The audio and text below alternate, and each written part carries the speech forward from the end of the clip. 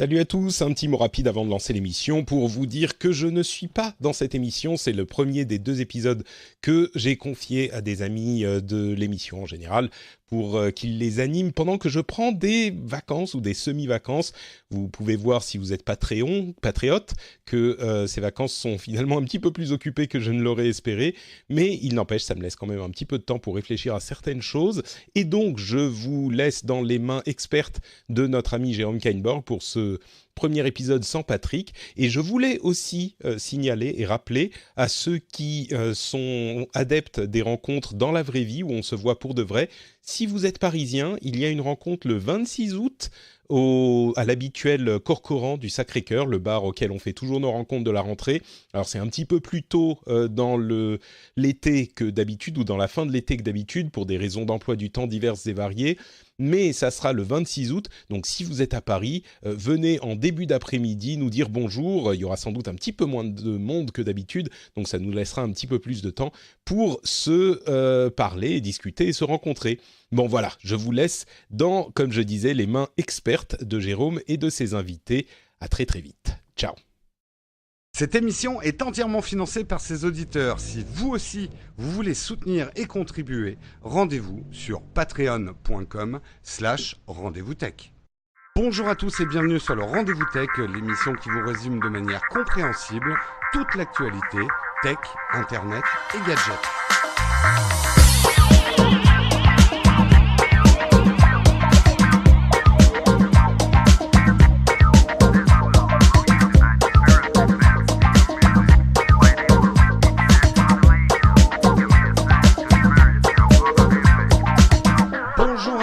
Et oui, bienvenue dans ce numéro 257. Et non, ça n'est pas Patrick. Patrick a lâchement abandonné ses auditeurs pour partir en vacances.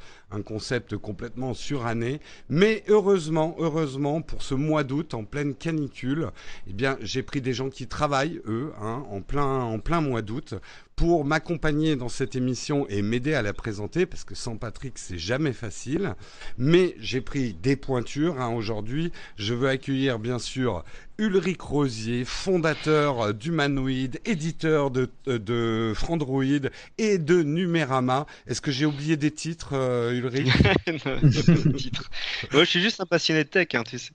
Ouais, mais bon, disons que tu as fait de ton métier cette passion de tech. Ouais, j'ai poussé un peu plus la passion, on va dire. Voilà, mais en tout cas, très très content de t'accueillir. Ça va pas trop chaud Bah, pour le moment, ça va, mais je pense qu'on va aller vers peut-être les 33, 35 degrés il prévoit dans les 37 bureaux. demain sur... Ah ouais, dans les bureaux, vous avez pas de clim, On n'a pas de clim. Ouais. Voilà. Non, on sent à la tech française, on n'a pas de clim, il n'y a pas encore des très très gros moyens, quoi. Non, mais mon argument, c'est que c'est pas écolo, mais en réalité, c'est parce qu'on va déménager cette année et que j'ai pas envie de faire de frais supplémentaires qui seront juste pour cette année, quoi. Ouais, oh bah déjà, avec le frais, t'as fait le bon jeu de mots, quoi. Pas de frais, hein. Et j'ai en deuxième pilier de cette émission le fameux guitariste de Guns N' Roses, Guillaume Slash, le bien nommé spécialiste de tech. Personne ne le savait, mais Slash est un spécialiste de tech. Oui. Responsable, on va dire, de la chaîne Guillaume Slash. Comment vas-tu, Guillaume? Pas trop chaud à Toulouse? Si, bien sûr que si. Non, ça va très bien, le ventilo est allumé. Par contre, moi j'ai une petite clim mobile, tu vois. Tu disais que pas mal. il n'y avait pas de moyens. Eh bien, si, Slash a investi et Slash a pris une petite clim mobile que je n'ai pas activée pour cette émission parce que sinon ça fait quand même un peu de bruit. Ouais. Mais oui, ça me permet quand même de bien faire baisser la température. Là, dans mon bureau, il fait 32,5 degrés exactement. Et quand la clim est activée, on descend au 28, 27. Donc ça aide quand même un petit peu. Pas mal. On s'excuse. On s'excuse d'ailleurs. Moi, il y a probablement un petit bruit de ventilo. J'ai pas le choix parce que sinon je vais fondre avant la fin de l'émission. J'ai pas pris de la température à l'intérieur de mon nouvel atelier, mais je peux vous dire qu'il fait chaud aussi. Ah bah j'imagine. Bon, et l'actualité tech est chaude également. On va avoir 2 gros dossiers dans ce rendez-vous tech. On attaque tout de suite parce que il y a quand même du monde. Malgré un mois d'août où on pourrait se dire que les news tech sont un petit peu endormis et que les Numérama et autres ne font que des marronniers, ben c'est pas vrai. Il se passe quand même des choses. Il n'y a pas de vacances pour la tech. On parlera dans le dossier numéro 1 de Apple qui devient la société la plus cotée de l'histoire du monde. Rien que ça. Et le deuxième dossier, pour dire comme les jeunes, on parlera du turfu des smartphones. Quel smartphone pour l'avenir? Patrick va adorer que je fasse un truc genre le turfu des smartphones. Très bien. Puisque effectivement, des annonces tant au niveau du marché du smartphone que, on va dire, au niveau de la tech. Et comme j'ai la chance d'avoir 2 spécialistes des smartphones, s'il en est, on va pouvoir un peu parler de vos prédictions. Où est-ce que tout ça va aller et est-ce qu'on va droit dans le mur ou pas? Ça sera les 2 gros dossiers. Et puis, on terminera après avec des news et rumeurs. Selon le temps qui nous restera, on traitera ça en profondeur ou en surface. Ça n'a pas été facile vu que la dernière émission, le rendez-vous tech, Patrick n'a pas fait l'actu tech. Il y avait énormément d'actu, donc j'ai fait une sélection un petit peu personnelle des sujets que j'ai trouvés les plus intéressants. J'espère que ça vous plaira. N'hésitez pas à le dire dans les commentaires. On va commencer effectivement en parlant d'Apple. Apple, la société la plus cotée de l'histoire du monde. Alors précisons, on parle de cotation boursière. On ne dit pas que Apple a 1000 milliards dans son compte en banque. Bien C'est sûr, la valeur de la société Apple. On va pas, je l'ai déjà fait il y a 1 ou 2 ans d'expliquer la capitalisation boursière. En fait, chaque année, je me retrouve à faire le commentaire boursier dans le rendez-vous tech. Mais effectivement, la société Apple, puisque maintenant ce n'est plus Apple Computer, on reviendra un peu sur l'histoire d'Apple, c'est bien Apple tout court, a passé la barre des 1000 milliards. Alors précision, en français, 1000 milliards, c'est un billard, mais à ne pas confondre, c'est ça ou merde, je confonds toujours. Et en anglais, un billard, ça veut dire 1 milliard, c'est ça ou... Je sais pas du tout, je m'en mêle les pinceaux à chaque fois. Pareil, c'est toujours la brouille. En gros, c'est un 1 et si c'est 12 zéros derrière. Bref, c'est beaucoup d'argent. D'ailleurs, je me suis amusé à regarder la capitalisation du marché des crypto-monnaies et c'est de 219 milliards. Donc c'est 5 fois moins. 5 fois moins. 4 fois moins, ouais, 4 fois moins. On va, comme chaque année, on pourrait comparer à des PIB. Je crois que là, ça dépasse le PIB de l'Indonésie. Donc voilà, on est dans des.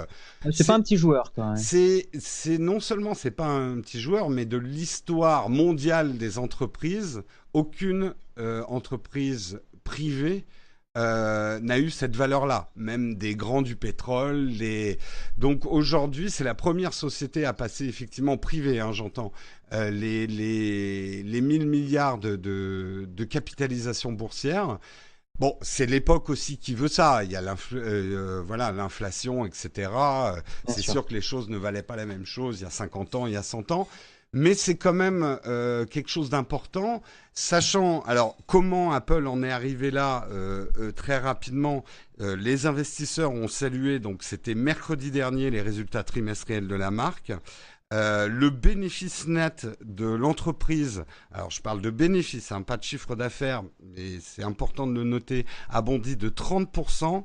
Le bénéfice net se monte à 11,5 milliards de dollars.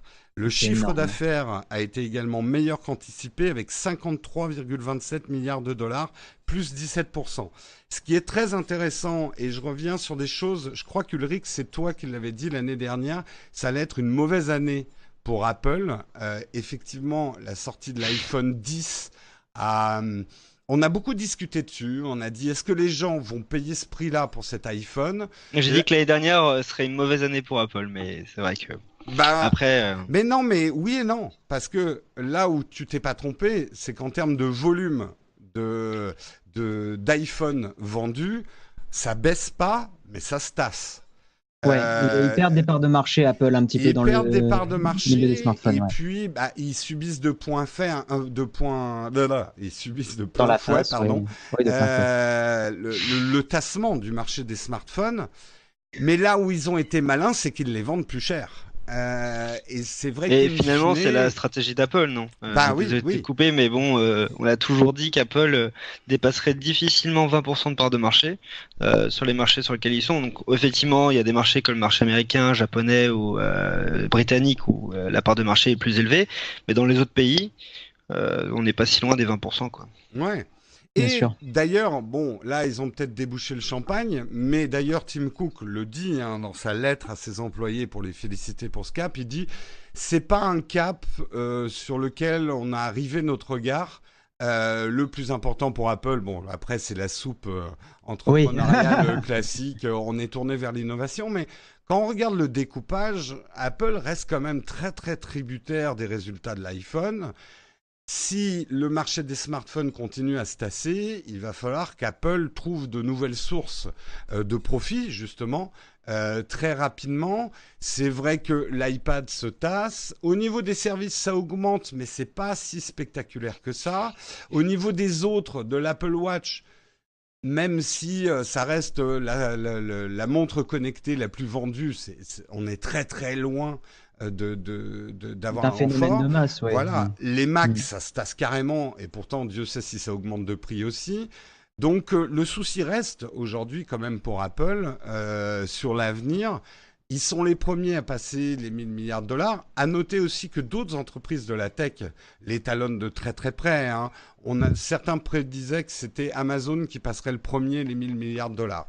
Ils sont plus très loin, ils sont à 800 et des brouettes milliards. C'est fou de parler de ces chiffres-là comme si c'était la monnaie du pain. Ah, ça Quoi. fait tourner la tête, hein, Ah, complètement. ouais, Mm. mais même, je pense qu'on n'a pas idée, quoi. Mm. Moi, j'ai toujours une pensée pour Ronald Wayne, un des trois Oui. cofondateurs d'Apple, qui, pour la petite info, pour ceux qui savent pas, bon, l'histoire est connue quand même, a décidé de revendre ses parts d'Apple 12 jours après la création d'Apple parce qu'il voyait Steve Jobs en train de dépenser énormément d'argent pour acheter du matériel, etc. Et lui avait 10% des parts d'Apple et il les a revendus à 800 $. Et je crois qu'il y avait ce matin des petites choses comme ça. Enfin, j'ai vu des trucs assez marrants sur lui en disant Ouais, que ça vaudrait une somme astronomique Ah, mais maintenant. ouais, c'est surtout incroyable. si vous vous sentez mal aujourd'hui, pensez Ouais. à Ronald Wayne. C'était plutôt ça, ça m'a fait rigoler, mais bon. Très, très schématiquement, aujourd'hui, si tu avais $1, si tu avais acheté à l'origine d'Apple pour $1 d'action, je crois que tu te retrouves avec 1000 dollars pour $1, quoi. Même plus. Hein, Ouais, je me sans demande. compter l'inflation, mais oui, oui, oui. Ouais, ouais, après les calculs sont un peu compliqués. Justement, si on fait un très brief historique de l'histoire d'Apple, ça a commencé en 76, donc c'est à la fois vieux et pas si vieux que ça. Moi, comme je le dis, j'étais déjà là en 76, donc c'est pas si vieux. Ça a commencé et la mise en bourse, ça a été en 1980 à 22 dollars l'action. Alors, aujourd'hui, l'action vaut plus de 200 dollars. Mais attention, c'est pas les 22 dollars qui sont devenus 200 parce que ça serait une progression certes bonne, mais pas spectaculaire. Plusieurs fois dans son histoire, l'action Apple a été divisée. Donc c'est pas 22 dollars qui valent 200 dollars aujourd'hui. Ça a été, je retrouve pas le terme boursier quand on Ouais, split non, comme mais ça une action, mais ça ouais. se fait beaucoup dans les Il y a eu entreprises. beaucoup d'opérations financières, de toute façon. Voilà. Il y a eu des entrées d'actionnaires, il y a eu des sorties d'actionnaires, il y a eu, on pense tous au PDG de PepsiCo, Oui. enfin, il s'est passé énormément de choses. Hein. Bah, justement, si on rappelle, et après vous nous raconterez un petit peu votre histoire à vous avec Apple, mais les grandes marques, c'est les grands repères dans le temps. En 84, Apple a lancé son premier ordinateur Macintosh, le fameux Spot 1984, où l'ennemi n'était pas Microsoft, mais bien IBM à l'époque, il faut le rappeler. Mac qui a pas très bien marché hein, quand même au début. À l'époque, c'était l'Apple II qui drivait les bénéfices, ce qui a abouti d'ailleurs au fameux clash entre John Sculley dont tu parlais, qui était le patron d'Apple, et Steve Jobs qui s'est fait virer en 1985. Alors, juste, j'aime revenir sur cette histoire parce qu'on présente souvent John Sculley comme le grand méchant qui a viré Steve Jobs. Ça, c'est Steve Jobs qui a créé un peu la légende. Ça se fait beaucoup dans les entreprises que le board change le CEO ou vice-versa. C'était pas une manœuvre si hostile que ça et Steve Jobs a un peu choisi de partir. Après, il a construit un peu sa légende de «Oh, j'ai quitté ma boîte historique, je monte Next, je me vengerai» parce que ça participait un petit peu à la légende Steve Jobs. Mais je trouve que John Sculley, il faudrait rétablir un petit peu son nom dans l'histoire. Il a fait ce qu'il a pu. Dans une entreprise qui allait mal aussi à cause de décisions de Steve Jobs. Il faut pas le Oui, oublier oui, quand c'était pas même. quelqu'un de spécialement simple en tout cas, ce qu'on décrivait beaucoup de biographies, hein, c'était pas quelqu'un de spécialement facile à gérer et à vivre. Hein. Et tu le Mm. vois, il y a récemment sa fille qui a sorti un livre, je crois, ou un article, je sais plus, l'un ou l'autre, et elle disait justement qu'elle avait des relations très difficiles avec son papa. Et bon, après c'est sa vie personnelle, mais ça peut montrer quand même que le personnage devait pas être très très simple à Ah très, oui, très oui, simple à oui. vivre. Il vivait pour lui, quoi. Il vivait pour lui et à mon avis, quand tu as ton entreprise et que tu as un des membres très importants qui est comme ça, bah, tu dois prendre une décision. Et quelle est la meilleure décision à certains moments? Bah, des fois, c'est de se séparer de membres turbulents, pardon, d'électrons libres et tout ça. Donc moi, on connaît pas la vraie histoire, donc faut pas jeter la pierre, quoi. Hein. On sait jamais ce Ouais, qui se passe. et comme je disais, le Macintosh se vendait très mal. Bah C'était oui, presque une erreur industrielle à l'époque. Steve Jobs s'acharnait, les bénéfices étaient drivés par l'Apple II à l'époque. Bon, voilà, à la tête de l'entreprise, quand deux personnes ne sont pas d'accord, il y a un vote des actionnaires, hein, c'est ça. généralement, qui se passe. Donc, bon, on va pas réécrire l'histoire. Rapidement, donc les années 90, c'est un peu la traversée du désert d'Apple. Apple en était arrivé même à faire des clones. Moi, je me souviens très bien des clones d'Apple. On pouvait acheter des ordinateurs d'autres marques qui faisait fonctionner ce qui s'appelait pas encore macOS à l'époque. Là, c'était un peu, il y a eu le Newton aussi dans le genre échec un peu retentissant, jusqu'à la reprise effectivement en 97 où Steve Jobs est revenu aux affaires, a lancé le fameux bonbon, le fameux iMac de couleur qui s'est très Oui, très bien vendu, qui a ça a pris été le le marché premier de succès. court Ouais. quand même. Là, on peut dire il a été très très fort. Et il avait anticipé le fait que les ordinateurs devenaient des objets de plus en plus ludiques et qu'il fallait... Enfin, il y a eu un superbe travail de design. Techniquement, moi, je me souviens, cet iMac était pas top, hein, mais son packaging était génial.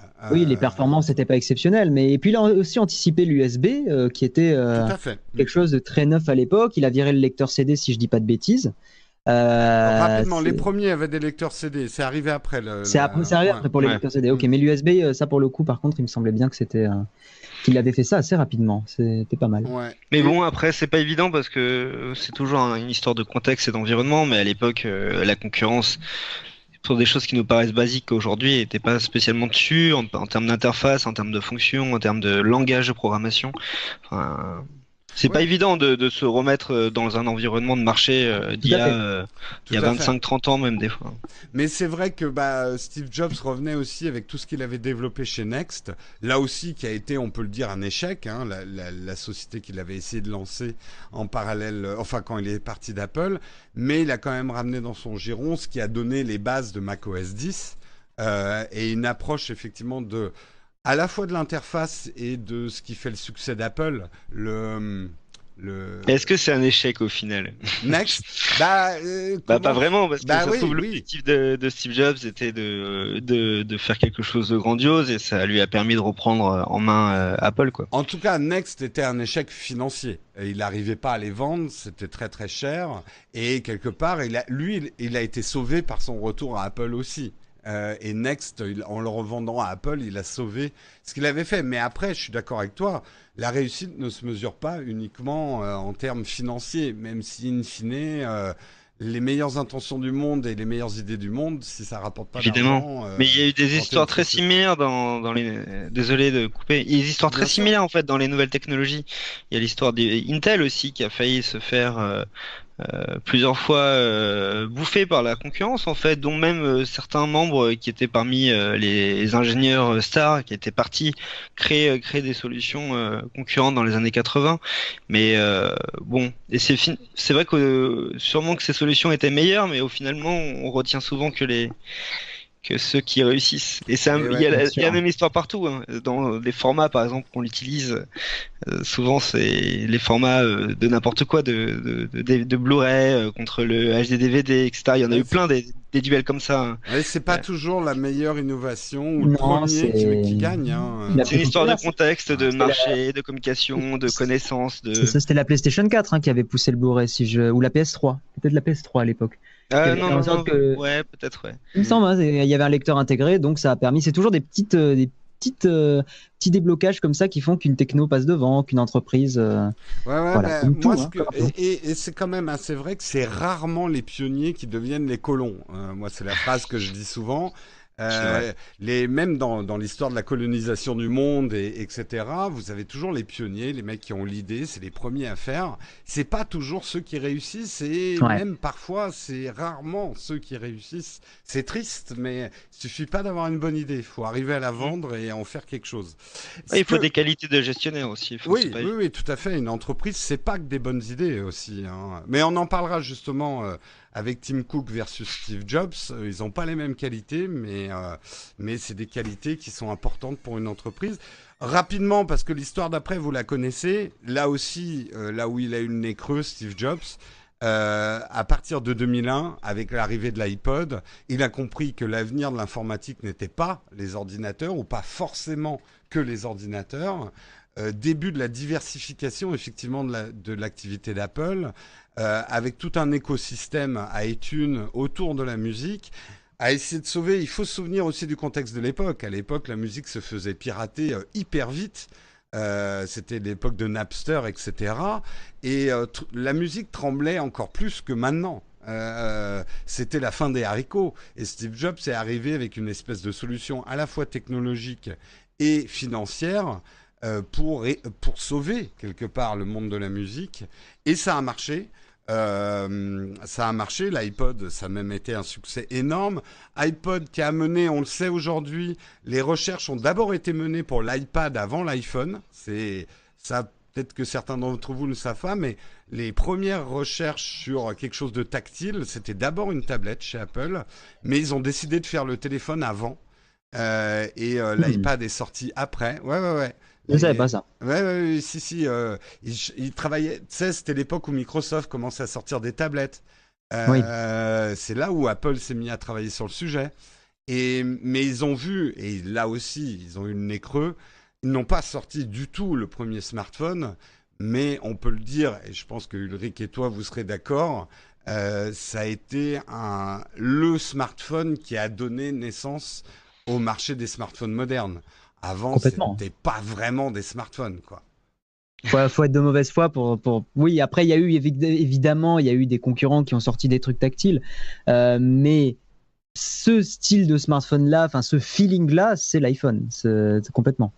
Non, mais c'est fou. C'est vrai qu'on n'a peut-être pas fait le bon travail de donner une définition au smartphone parce que le smartphone, ça veut dire un ordinateur dans la poche. Bon, effectivement, les Windows Mobile à l'époque, moi j'avais un HTC Touch ou même d'autres systèmes permettaient de faire quasiment toutes les fonctions qu'un ordinateur permettait de faire et ça en tactile, etc. Mais l'iPhone, c'est juste qu'il a enfin, l'iPhone a reconceptualisé l'informatique Hmm. que l'on connaissait, l'usage de l'écran tactile, des applications mobiles, etc., etc. Enfin, on va pas refaire le débat, on l'a fait des Oui, oui, centaines oui, de fois. Mais pour complètement. moi, c'est juste que c'est un produit qui a permis justement de reconceptualiser l'informatique comme l'a fait ensuite l'iPad, quoi. Ouais, je pense que au-delà d'Apple, c'est un objet qui restera dans l'histoire de la technologie, au même titre que le premier téléphone de Bells ou ce genre de choses. Ça a été une conjoncture technologique et des besoins et de logiciels, comme tu dis, qui a tellement changé l'informatique. Quand on voit aujourd'hui que les ordinateurs sont influencés par les smartphones, le monde de l'informatique a été complètement chamboulé. Et à tel point que Apple aussi a été chamboulé, parce qu'aujourd'hui, si Apple atteint cette capitalisation, bah, c'est grâce à l'iPhone. Si Complètement. Apple n'avait pas sorti l'iPhone, Apple continuerait à faire des ordinateurs. Et quand on voit le marché des PC aujourd'hui, Apple serait peut-être un tout petit constructeur qui continuerait à s'acharner à avoir un OS différent des autres, mais n'aurait pas cette taille-là. Et d'ailleurs, et on terminera cet historique là-dessus, depuis, oui, il y a des nouveaux produits chez Apple, l'Apple Watch, il y a le HomePod, mais rien d'aussi gros, de grand, de révolutionnaire, comme on aime à dire, chez Apple. Est-ce qu'il faut attendre une révolution? Est-ce que ça viendra de chez Apple? Est-ce que ça viendra pas de chez Apple? Est-ce que depuis la reprise de Tim Cook, il n'y a plus rien à attendre d'Apple, ils vont crever, même s'ils réussissent beaucoup aujourd'hui. Qu'est-ce que vous en pensez? Une petite prédiction sur les 10 ans à venir d'Apple? On partage le même avis, hein, la santé, hein, 100%. Moi, on en avait discuté. Globalement, tu m'as convaincu, et plus j'y réfléchis, plus ça me paraît logique que la santé soit le prochain angle d'attaque d'Apple, et c'est, je pense, un marché qui peut énormément rapporter. Clairement, hein, après, pour le reste, c'est tellement difficile, on estime des choses puis on se rend jamais vraiment compte, mais peut-être que la réalité augmentée dans une autre forme qu'elle est aujourd'hui, j'y crois pas du tout aujourd'hui, mais dans une autre forme, avec des lunettes, avec des choses comme ça, peut-être qu'il y a du potentiel là-dessus. À part ça, dans l'immédiat, tout ce qui va être smartphone pliable et tout ça, j'y crois moyen.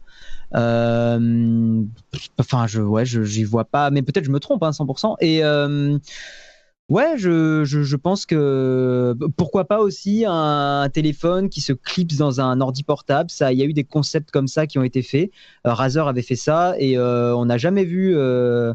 On n'a jamais vu la chose pousser jusqu'au bout. Peut-être qu'Apple, vu la finition qu'ils mettent dans leurs produits, pourrait pousser quelque chose comme ça où tu clipses ton iPhone dans un faux MacBook et tac, ça te fait un ordinateur avec la puissance et le processeur d'un téléphone. Pourquoi pas? C'est un peu mes estimations aujourd'hui. Un espèce de shadow Apple, en fait. Un espèce de... Oui, non, pas vraiment. Vraiment, ça utilise la puissance du mobile pour l'écran donc c'est pas à distance pour moi. D'accord, c'est pas à distance, ok. Ouais, non, il n'y aurait pas de... Vraiment, ouais, et après, effectivement, le futur...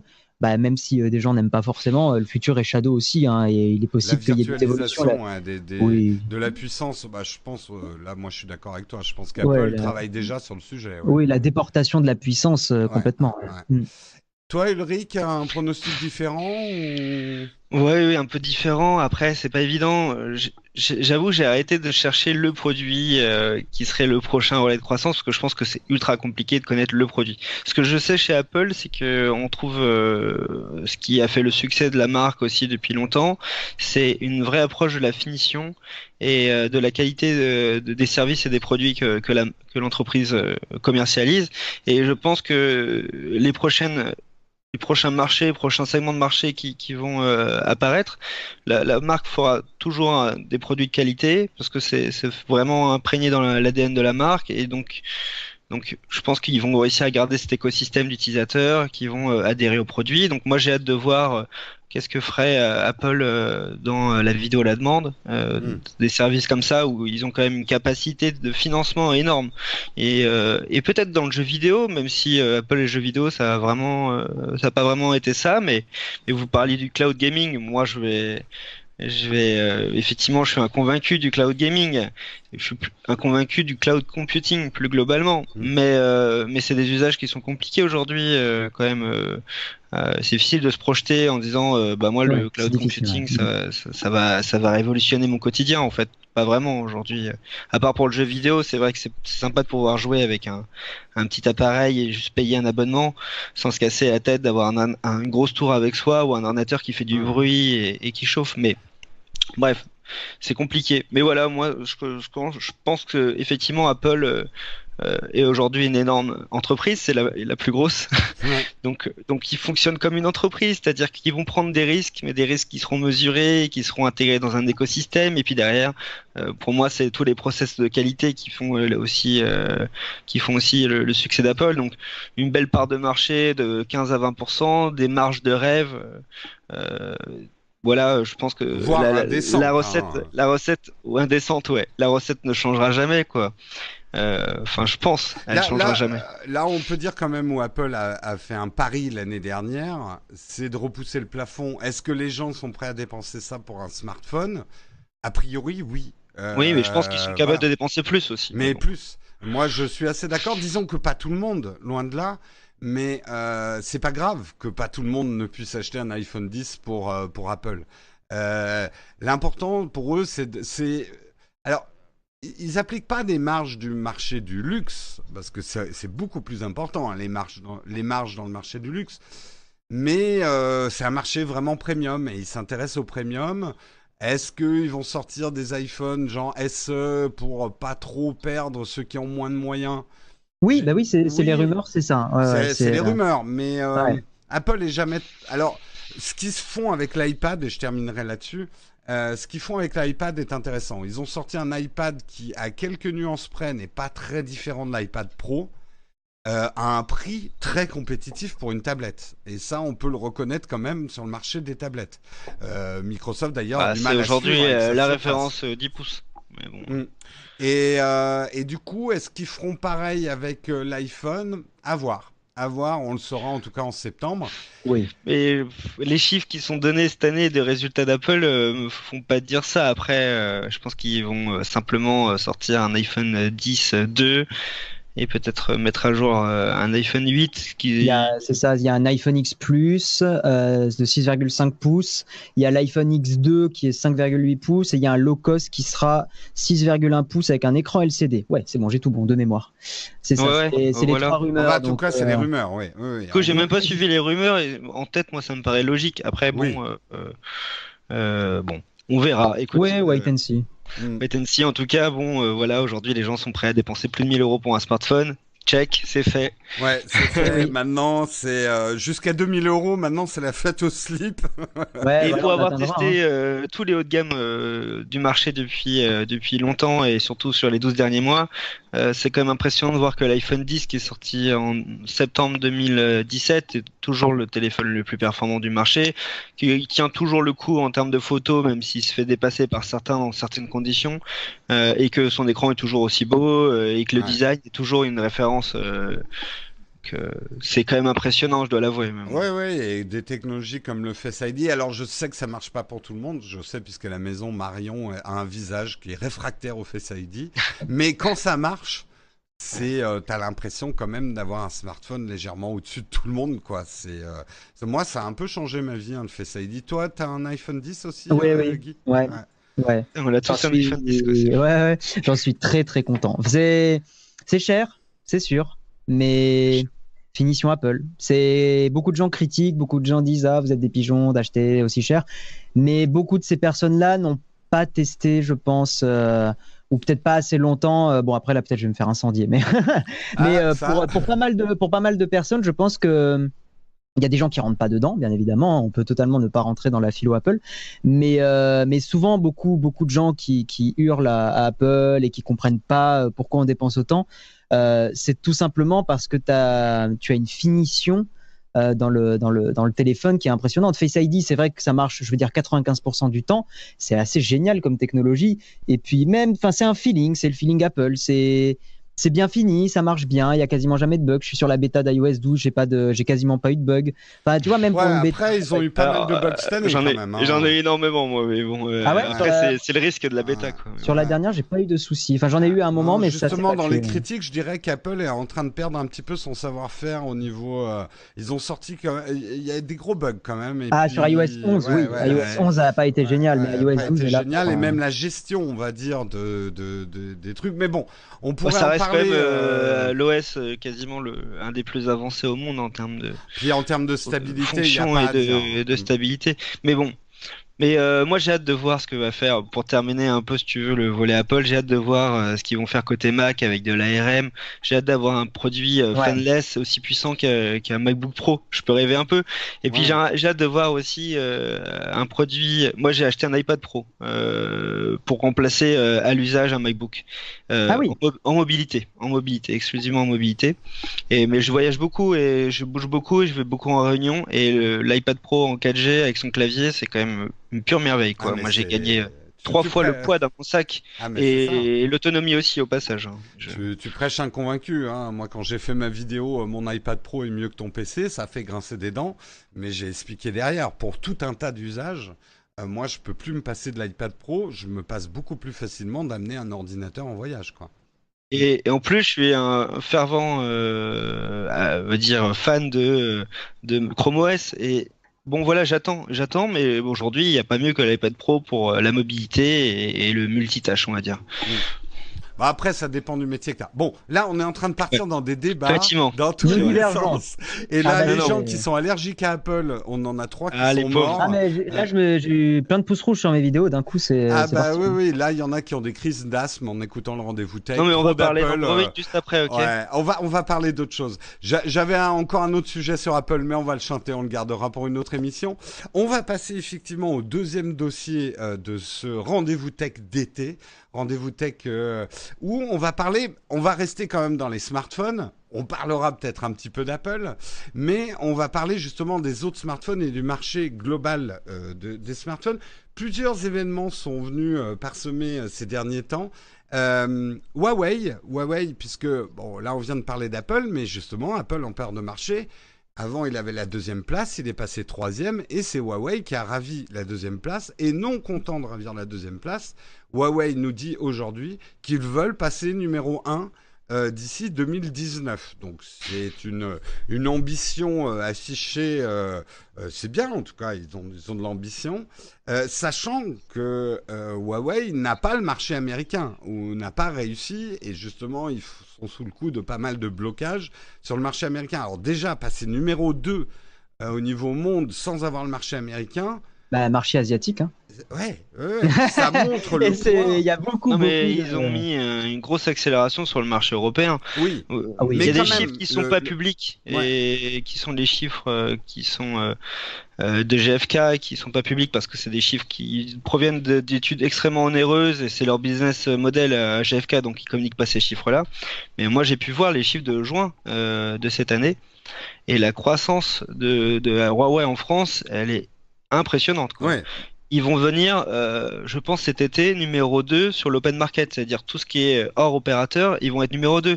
C'était la position de Wiko. Mais ça, ils l'ont fait en 3 mois, Huawei. C'est-à-dire. Ouais, de toute façon, le marché chinois, enfin les constructeurs chinois, pardon, arrivent en Europe. Hein. Tu le vois avec Xiaomi. Moi, je pense que Xiaomi a plus de potentiel que Huawei sur du long terme. Bon, c'est un avis perso. Il y a Honor. Hein, enfin voilà, tout ça, ça arrive en force. Et c'est pas étonnant parce que la Chine se développe économiquement à une vitesse fulgurante, donc Ouais, donc puis, ils mettent de l'argent, ils injectent. Hein. L'équation chinoise, c'est une attaque effectivement très agressive sur tous les segments du marché par le prix. Donc, précisons les choses. Hein. Huawei est numéro 2 en termes de volume de vente. Mais par contre, si on est dans la capitalisation boursière et des bénéfices que fait Huawei, c'est pas du tout comme Apple. C'est-à-dire que, sans parler de vente à perte, je sais pas combien Huawei fait de marge sur un smartphone, mais c'est très bas. Puisqu'ils sont dans des optiques de conquête de parts de marché, les prix sont très agressifs. Je dirais pas qu'ils en ont rien à foutre de leur marge. Parce Non, que mais sinon, c'est pareil pour Xiaomi. Voilà. Ouais. Vous vous rappelez ce qu'ils avaient déclaré Xiaomi, que leur marge Oui. excéderait plus. Alors c'est tout petit, je crois que c'est 2-3%, quoi. 2-3%, ouais. Donc, Ouais. faut en vendre hein, pour Ah, c'est arriver à agressif, faire de quoi. l'argent. Hein. C'est très agressif. On est à la C'est limite la- de la vente à perte. Technique Amazon. Hein. Ah bah oui. Amazon, là où c'est un petit peu différent, c'est qu'en fait, Amazon, ils font de l'argent avec le cash flow et pas avec la marge sur les produits. Amazon, en fait de l'argent sur les 30 jours de latence qu'ils ont entre quand ils payent le fabricant et quand ils ont vendu le produit. Et ils mettent ça en bourse et ils font fructifier. C'est ce qui permet à Amazon de faire des marges aussi basses. Hein. Le vrai bénéfice d'Amazon, c'est le cash flow, c'est pas les marges sur les produits. Ce qui leur a permis d'attaquer le marché et de laminer le marché du retail. Xiaomi, j'aimerais bien être actionnaire. Je sais pas, parce que c'est des entreprises qui deviennent énormes, qui sont à la conquête du monde, mais qui rapportent finalement au prorata de leur volume assez peu d'argent. Ouais, mais bon, quand tu auras la moitié du marché, tu peux faire ce que tu veux après. C'est ça. Je sais. Alors là, moi, j'ai un doute.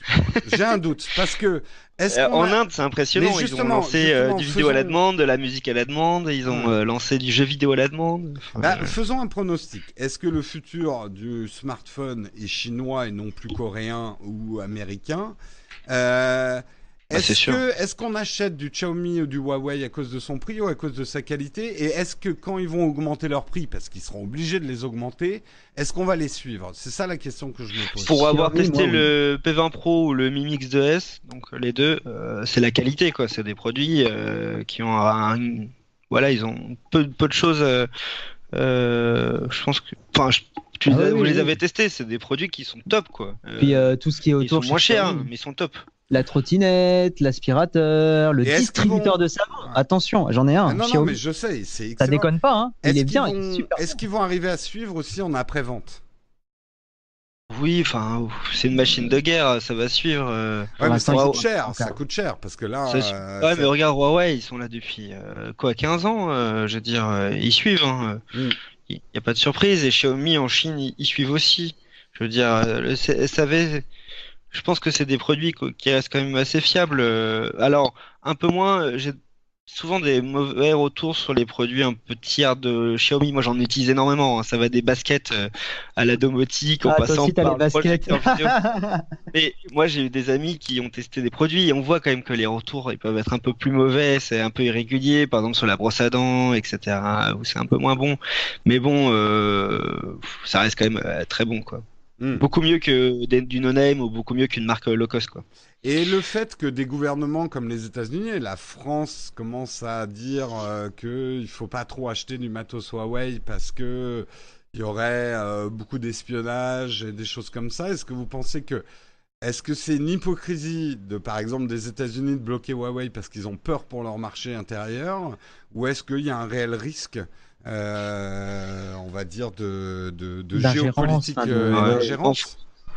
En France, ça n'arrivera jamais. Je pense que on est quand même sur un marché assez libéral et en ce moment, j'ai l'impression plus que les États-Unis. Donc, je vois pas la France ou l'Europe décider de blacklister Huawei. Aux États-Unis, c'est Ouais. typiquement la stratégie Trump, c'est-à-dire aujourd'hui, il De... affiche plus de 4% d'augmentation du PIB, mais c'est parce qu'il est en train de loquer son marché domestique, quoi. Donc, D'accord. bon, Donc, pour vous, on Moi, va je sais dire pas. l'avenir des smartphones, l'avenir des smartphones est chinois. Donc, pour Oui, ah, ça c'est sûr. c'est sûr. Pour ce qui est de l'ingérence, je sais pas. En fait, c'est tellement complexe parce que on n'a aucune info. C'est des choses secret défense, donc on sait jamais vraiment ce qui se passe. Mais par contre, ce qui est sûr, c'est qu'il y a de l'espionnage entre les pays, ça, il y a aucun Ouais. doute. Il y a beaucoup de routeurs Huawei aussi qui ont été vendus. Je crois que Orange utilise ou c'est Orange, hein, je crois, qui utilise un Ouais, ouais, routeur ouais. Huawei. Ou Bouygues, c'est Bouygues. Pour son truc 4G, son modem 4G, c'est du Huawei. Non, Donc mais l'équipement de Free et du Huawei, du ZTE aussi. voilà, donc s'ils ont mis un petit logiciel espion dedans, bien sûr qu'ils peuvent récupérer les paquets. Bon, Ouais. après, qu'est-ce que C'est t'en fais beaucoup des plus subtil paquets? que ça. Et puis, ouais, C'est des je pense pas, métadonnées hein. qu'on va essayer de récupérer. Mais je pense que la question est ultra complexe, qu'on n'a absolument pas toutes les infos pour avoir un avis précis dessus. Donc, je sais pas, on verra. Là, j'ai aucune Et puis, estimation. on a une vision d'occidentaux, Oui, aussi, ouais. d'Europe et des États-Unis. Je veux Oui, dire, oui. tu vas dans d'autres pays, c'est les États-Unis qui sont les bandits. Tu vas ailleurs, c'est Ouais. la Russie. Tu vas ailleurs. Enfin voilà, c'est aussi de la géopolitique, j'ai envie de dire. Ouais, c'est Ouais. géopolitique. Alors, dernière question piège, justement, on va dire que ça soit des conditions de production, que ça soit des conditions politiques en Chine.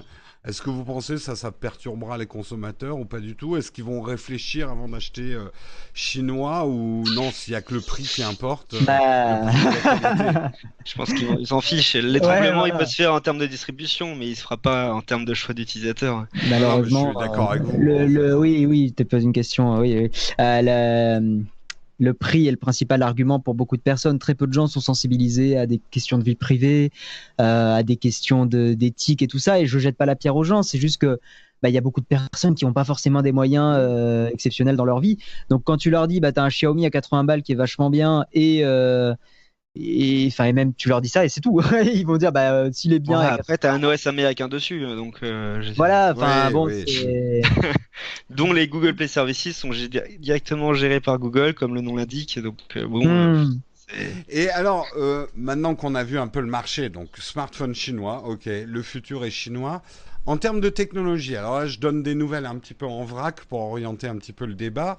On sait que Red va sortir un smartphone avec un ADN caméra plus que prononcé. Ou, moi j'ai envie de dire, le Red va être le Hydrogen One va être plus une caméra qui permet de téléphoner qu'un téléphone qui permet de filmer. Oui. Euh, On sait aussi que Samsung est en train de développer des écrans incassables ou des écrans pliables ou des choses comme ça.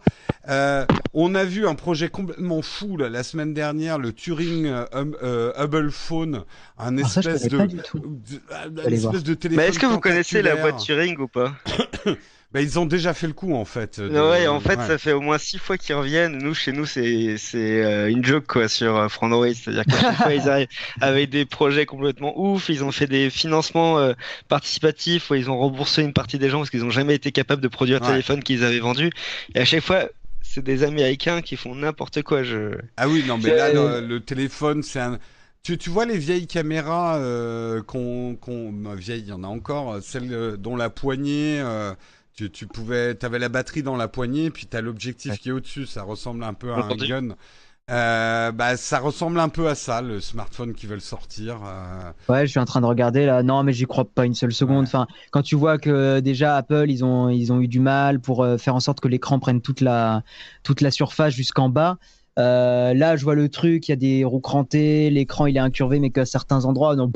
Je les ai rencontrés C'est- 2 fois à Las Vegas. C'est Ouais. vraiment une toute petite équipe. Ils sont très très peu. Et d'ailleurs, à un moment, pour rassurer leurs fans, ils avaient même publié une photo de leur usine aux États-Unis, mais c'était une fausse usine sur laquelle ils avaient rajouté leur logo sur Photoshop. Oh, putain. Non, mais ouais, le niveau de cette boîte est hallucinant. Ouais, ouais, en fait, ils vendent prenez vraiment vraiment du pas au vent, là, sérieux. pour le coup. C'est juste un concept marrant et on peut essayer d'imaginer utiliser ça au quotidien. Bon, faut pas le faire tomber, mais bon, c'est juste pour se marrer quoi cette news. Mais bon. Ouais, se marrer ou d'une manière un peu moins Projeté, lever de l'argent pour à peu de frais et vendre du vent, quoi. Ouais, jamais. faire parler d'eux.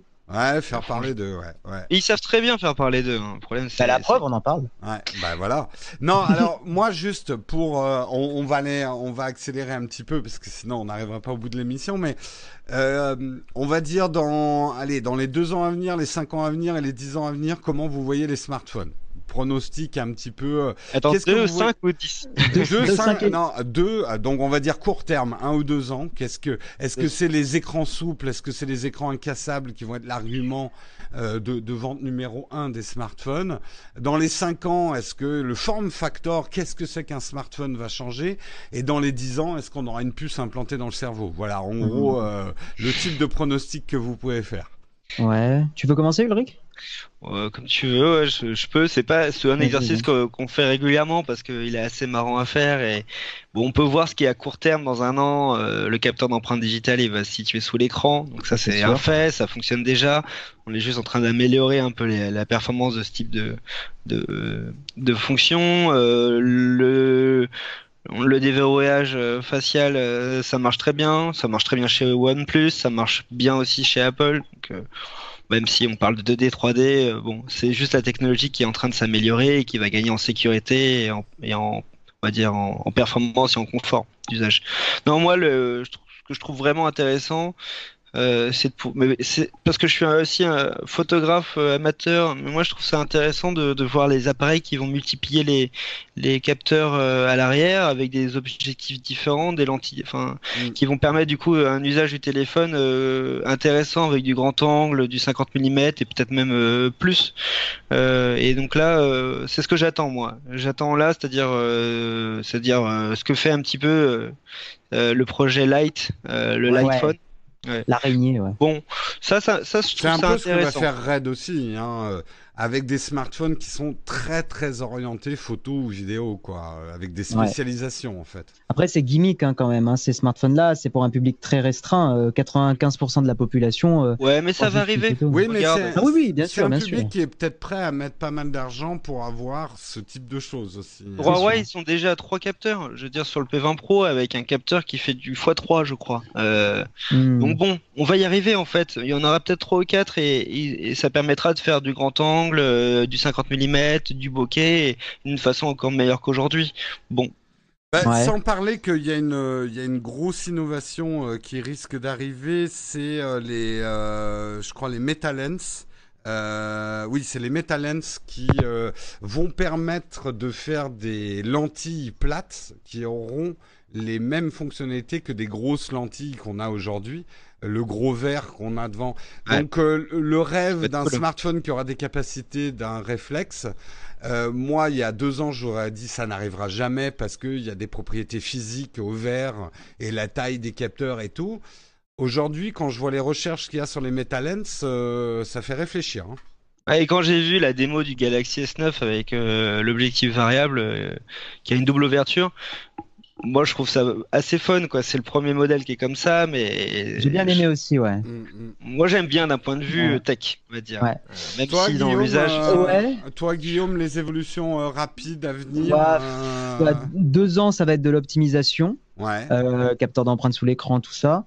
5 et 10 ans, moi, je te dis, la réalité augmentée, mais pas celle qu'on connaît aujourd'hui. Je me répète un petit peu. Hein, Ouais, mais, tu verrais plus des lunettes qui auront si tu certaines veux, fonctionnalités de ton smartphone. par exemple, genre, quand Apple a fait sa présentation de réalité augmentée à la dernière keynote, j'ai pas du tout été convaincu, vraiment. Et j'ai essayé un jeu sur mon iPhone en réalité augmentée.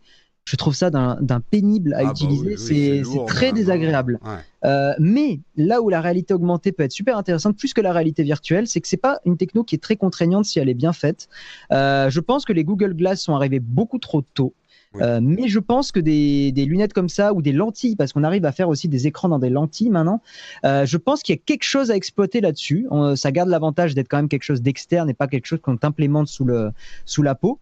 Et je vois bien des innovations là-dedans. Tu mets des lentilles et ces lentilles, tu peux dire, bon, je vais pas le faire parce que sinon ça va activer Google chez tout le monde, mais tu vas faire Google, enfin vous avez compris, et tu vas dire, dirige-moi vers mon restaurant machin. Ouais. Et ça vous dirigera sur l'œil. Il y aura les petites flèches qui se dessineront sur la route et ça vous fera ça. Tu t'imagines avoir un Google Maps pendant que tu conduis Mais bien sûr, dans tête les haute, lentilles. quoi. Ça j'y crois. Les lentilles, j'y crois moins parce que je peux te dire, pour avoir porté des lentilles, tout le monde n'est pas capable de se mettre une lentille dans l'œil déjà. Non, bien sûr, mais lentilles, ça va lunettes. être un problème, mais des lunettes, oui. Ouais, voilà. Moi, là où je suis convaincu, c'est plus, je vois dans mon usage quotidien de ma smartwatch, de mon Apple Watch, je crois que le marché est mûr pour des accessoires externes à ton smartphone qui vont déporter certaines fonctionnalités de ton smartphone, que ça soit une paire de lunettes, que ça soit une montre. Moi, il y a des choses maintenant que je fais sur ma montre que je ne fais plus sur mon smartphone, tu vois. Bien sûr. Je pense qu'on est sur l'éclatement du smartphone dans des petits devices qui seront plus ou moins connectés à un smartphone unité centrale que tu auras sur toi, que ça soit tes écouteurs aussi, qui deviennent de plus en plus intelligents et qui vont probablement embarquer de la biométrie. Je pense que ça, c'est une tendance dans les 5 ans. C'est marrant, aucun d'entre vous n'a évoqué le progrès des batteries. Vous y croyez Non, plus mais au si. progrès des batteries? Si on y croit, mais pour le moment, Mais je on a crois plus tellement à été la, déçus. à la charge ultra rapide qui va arriver, qui va être encore plus rapide que l'actuel. Et puis, moi, je suis passé en quasiment 100% charge sans fil. Ouais. Et je pense que ça va encore s'améliorer. C'est de l'usage du confort, c'est-à-dire ma batterie, je peux la recharger en peut-être un quart d'heure. Et puis après, j'ai des tables qui sont avec des systèmes d'induction. Je le pose sur la table, ça recharge. Mon laptop est à côté, il charge aussi. Ça va être du confort d'usage en fait. Moi, je crois pas mal à ce que Linus avait présenté, un truc prototype, c'est pas le Li-Fi, mais en gros, le fait de transmettre de l'énergie avec la lumière. Et il avait montré que tu pouvais recharger ton téléphone sans fil, donc avec comme du chargeur Qi, mais uniquement avec un spot de lumière en haut de ton plafond. Dès que tu étais sous le spot, Mais ça ça va vous rechargeait. brûler le cerveau, monsieur. Mais non, mais oh là là. Oh là là. Ouais, j'entends des Je sais commentaires que je sais Oh, que tu t'inquiète, on ira brûler quelques Linky le week-end prochain. je sais que tu trolles, mais toi-même tu sais, hein, le soleil est beaucoup plus dangereux que tout ça. Mais voilà, je pense que ça peut être une innovation assez intéressante. Ça veut dire que tu rentres dans une pièce et ton téléphone va se recharger tout seul, même dans ta poche, même Ouais. ça j'y crois, j'y crois pas mal. Après le truc c'est que ouais, les batteries, j'ai tellement été déçu, j'ai tellement vu à chaque fois. Ouais, chaque année, oh là là, ils nous ressortent nouvelle la technologie. batterie à Ouais, base c'est de ça, méduses et écrasées.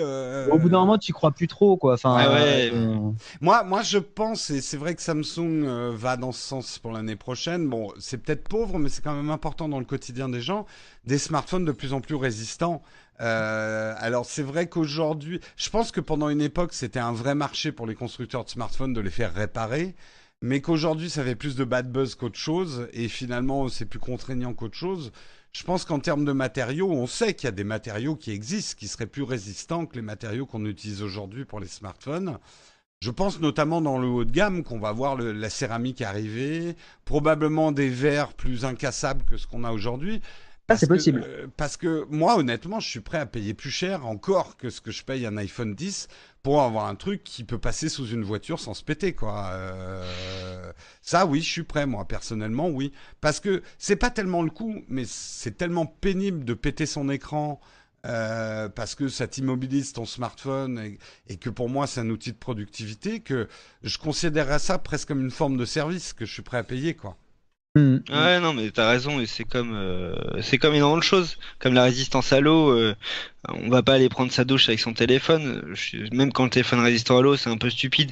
Néanmoins, psychologiquement, se dire, bah, en fait, je peux le faire tomber dans une piscine, dans mon lavabo, et mon téléphone il va marcher, ça soulage, quoi, vraiment. Ouais. Moi, je vois bien justement aussi des services où tu vas avoir un mélange de services et de hardware et de software. C'est en gros, tu n'achèteras plus ton smartphone. C'est ce qui commence d'ailleurs à se faire chez Apple et Samsung. Tu n'achètes plus ton... Tu es abonné en fait à Apple qui t'envoie leur dernière techno, leur dernier software et tout un tas de services autour. Même on peut imaginer des services de conciergerie et tout ça autour de tes usages mobiles. Et tu t'abonnes à ça. Moi personnellement, je suis mûr pour ce type de marché.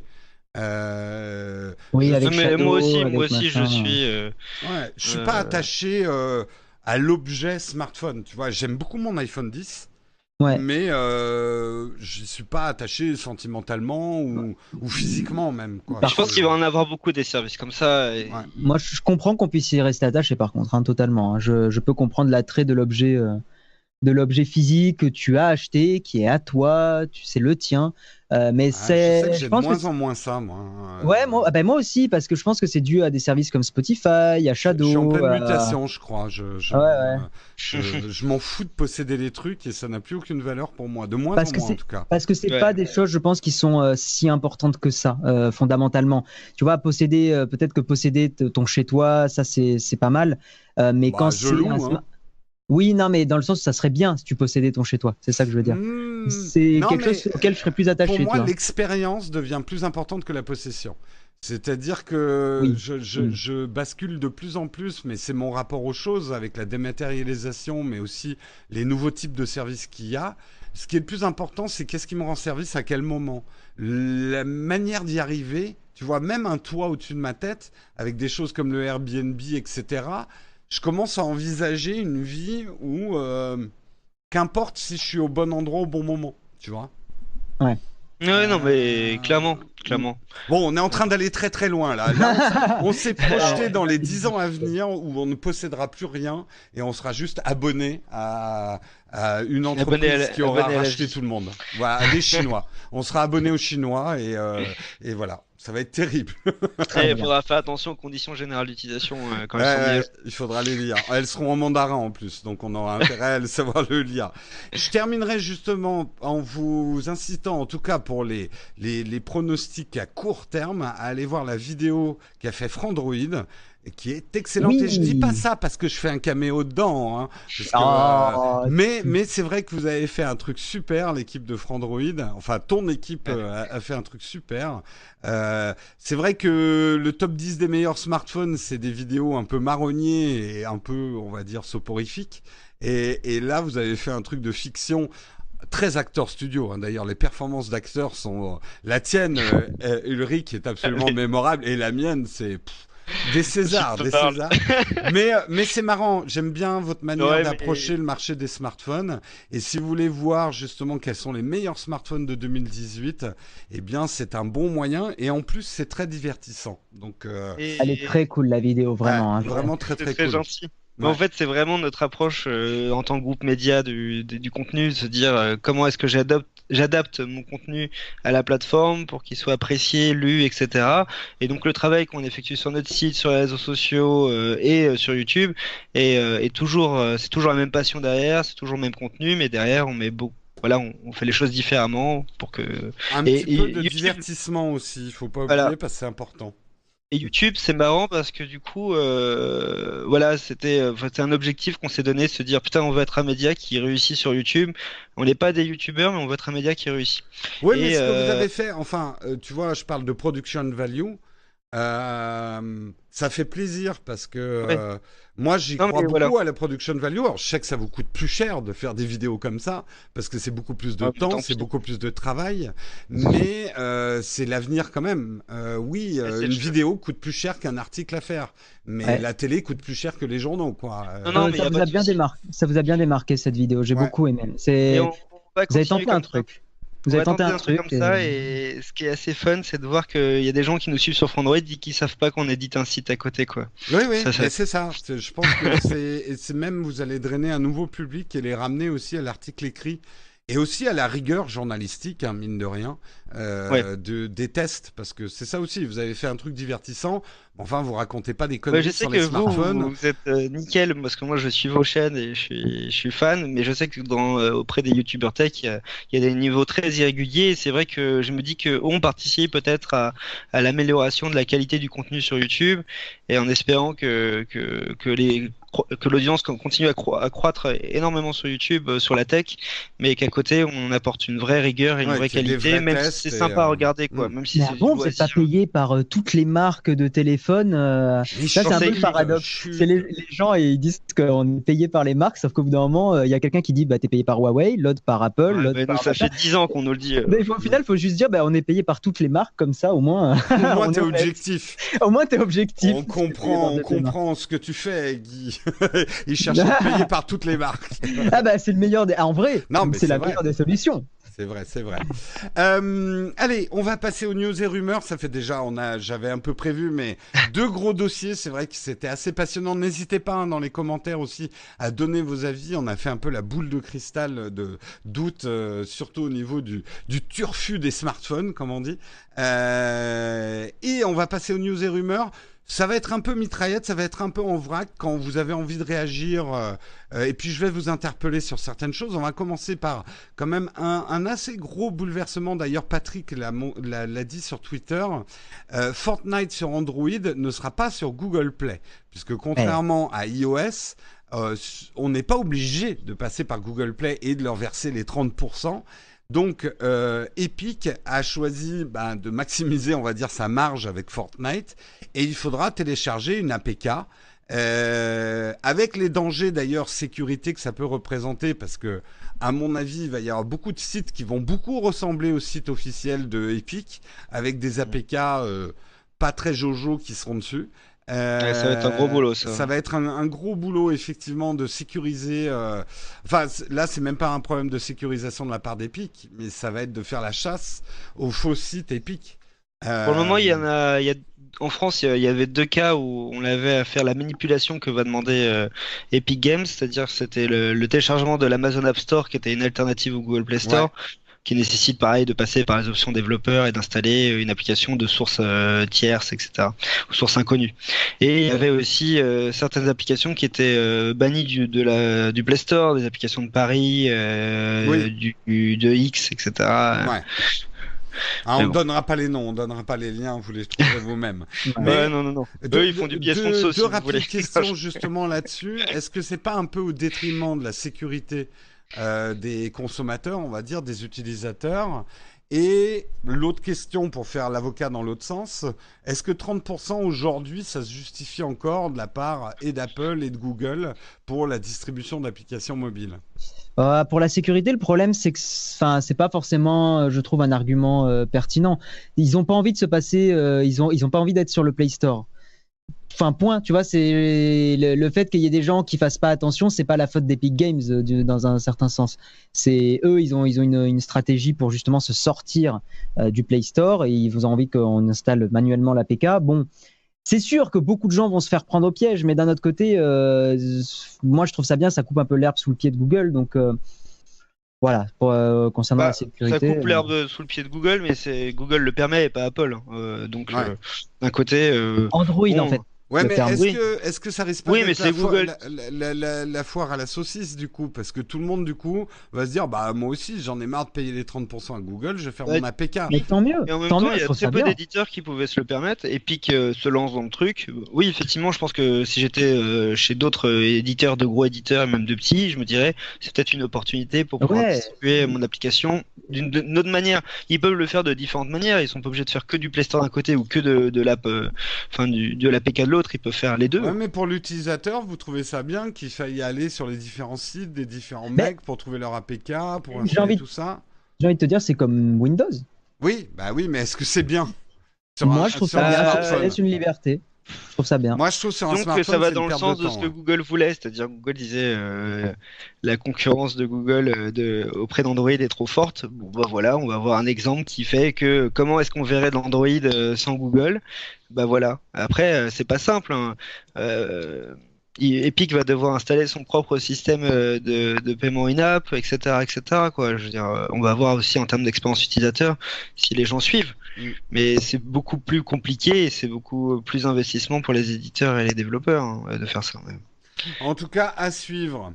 J'enchaîne. Affaire Benalla, puisque tout le monde en parle. Je vois pas pourquoi nous, Oh on n'en là là, parlera ça part pas. politique. Ouais. Mais non, justement, on va pas parler politique. On va parler justement d'un article. Et puisque nous avons l'auteur de l'article ici, hein, Ulrich, j'ai trouvé ça très intéressant parce que tu expliques dans ton article dans Numérama comment on peut traquer un profil Tinder. Parce que, rappel des faits, Monsieur Benalla aurait utilisé Tinder sous un profil Mars Quel pour bolos, draguer, voilà. on va dire, en mettant des photos de lui à côté du président, etc. Et toi, tu nous montres dans l'article que c'est assez facile de traquer finalement quelqu'un sur Tinder et justement les problèmes de sécurité que ça pose. Que quelqu'un qui Ouais. était chargé de la sécurité rapprochée du président, on puisse le traquer aussi facilement. Moi, ça m'a fait froid dans le dos, ton article. Ouais, cet article il est pas évident parce que je me suis dit il faut qu'il soit quand même intéressant à lire. Du coup, carrément, j'ai donné une technique qui permet effectivement de traquer quelqu'un sur Tinder. Bon. Mais en même temps, la technique est basique pour quelqu'un qui a un peu de notion d'informatique. Elle est ultra basique. En gros, je suis parti du constat que il y a toujours des négligences qui sont faites par les gens qui sont proches d'une personne importante, comme le président de la République ou même lui-même. L'année dernière, il y avait le cas de Timo. Je sais pas si vous connaissez, on en a pas mal parlé, hein. Cette entreprise qui en fait récupère des données de géolocalisation et revendent ça auprès d'annonceurs sous forme de service. Ils récupèrent la localisation des consommateurs et ils la revendent. Et ils disaient que c'était assez fou parce qu'ils pouvaient finalement localiser plusieurs millions de personnes en France. Mais en fait, on s'est rendu compte qu'avec les données qu'avait Timo, on pouvait même localiser le déplacement du président de la République parce qu'il suffisait que lui ou quelqu'un d'autre utilise l'application L'équipe qui utilisait Timo pour monétiser son app, pour qu'on puisse finalement localiser quasiment en temps réel quoi, le déplacement du président ou d'un proche du président. Et en fait c'est à peu près la même chose qui s'est passé, même si le système est différent par Alexandre Benalla. Je résume, en gros Closer a expliqué que Alexandre Benalla il y a quelque temps a utilisé Tinder.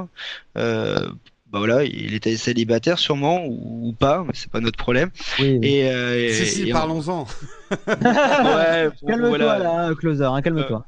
Bon, voilà, en gros, il a utilisé Tinder, donc ça, il a le droit, il n'y a pas de souci, sauf qu'il a utilisé Tinder avec un pseudo, donc là, pour le coup, c'était smart, sauf que le pseudo, il était en relation avec Emmanuel Macron, parce que c'était Mars, son pseudo, alors que, en fait, c'est proche d'un surnom qui est donné à Emmanuel Macron. Et ensuite, il a utilisé des photos qu'il avait avec Emmanuel Macron, c'est-à-dire, en gros, des photos où ils étaient tous les deux dessus. C'est quand même pas très malin, hein. En plus, il utilise le service depuis, a priori, depuis le Palais de l'Élysée, etc. Donc moi, la technique que j'explique est assez simple. Elle est accessible pour tout le monde. Elle consiste en fait, à tricher sur son emplacement géographique. Donc, on peut utiliser des applications, un plugin Chrome ou une application Android. Je crois qu'on peut même le faire sur iOS avec les outils de développeurs, hein. Il n'y a pas de, il y a pas de. Je crois que tu dois pouvoir, ou en jailbreakant. Non, mais on peut sûrement le faire en jailbreakant, c'est sûr. Et puis les outils de dev doivent le permettre de le faire. En gros, je dis, bah, je suis pas ici à Strasbourg-Saint-Denis dans les locaux du Manoïd, je suis au Palais Élysée. Voilà, donc le système, il a ça comme données. Après, vous créez un faux compte Tinder. Après, c'est un truc de détective, c'est-à-dire vous savez qui vous traquez, bah, vous allez créer un compte qui peut intéresser cette personne, un faux compte, et derrière, ça permet une fois que vous avez l'emplacement géographique, de tomber sur le profil que vous cherchez, quoi.